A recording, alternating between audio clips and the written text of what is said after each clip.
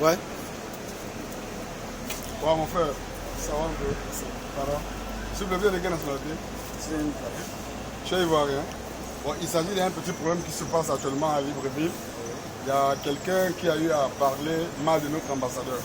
Bon, comme nous sommes de la jeunesse ivoirienne à Libreville ici, on s'est promené un peu de partout, demandé un peu se renseigner, parce que certaines personnes ont demandé que l'ambassadeur se comporte mal avec ses compatriotes ici.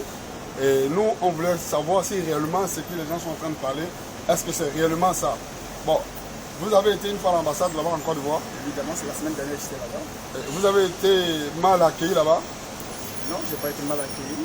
Bon, vraiment, il y a des gens ici qui disent que l'ambassadeur se comporte mal envers les gens.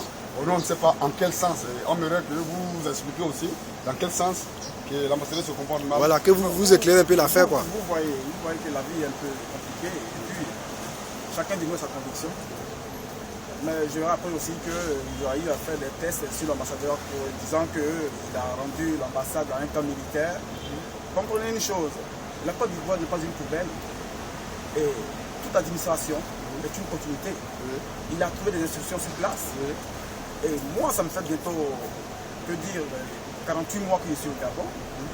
Mais c'est le seul premier ambassadeur que j'ai vu qui fait la fierté des Ivoiriens. Aujourd'hui, qui peut enfermer un argent pour un simple citoyen ivoirien. Alors quand les gens se mobilisent pour dire qu'ils reconnaissent des choses, bon, on sait qui a fait ça, c'est pourquoi. Sinon, on allait peut-être demander à la personne pourquoi la personne s'est comportée comme ça. Mais vous comprenez, monsieur le journaliste, c'est que il y a des gens ici au Gabon qui pensent que l'ambassade de la Côte d'Ivoire est un lieu où chacun part et se faire un papier. La Côte d'Ivoire a eu tellement de soucis.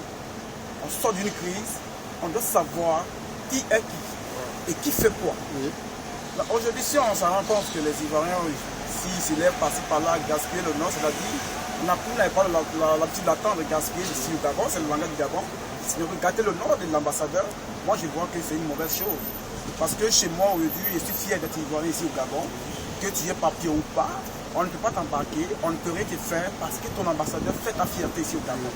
Ceux qui font ça, c'est des gens qui ont pensé qu'à l'arrivée du président Ouattara, la Côte d'Ivoire allait être un jardin public où tout le monde allait s'amuser. Mais ils se trompent.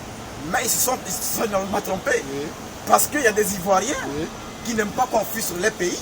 Et pour obtenir un papier biométrique, il faut avoir toutes les références.